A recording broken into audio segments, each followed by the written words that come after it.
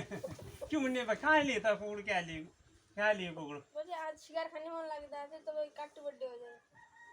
नाइ बा रेनो ना कुकुर ना काट्छ बा शिकार खाने हुन लाग्यो भने काट्नु नबाट बा के हुन्छ भनेपछि हामीले जनावर सब भयो यो संसारमा जे छन् उनी सब आफूलाई खुवाला बस्ला यो संसार हेर्ला भने सब जन्मिएर हानु बा रेनो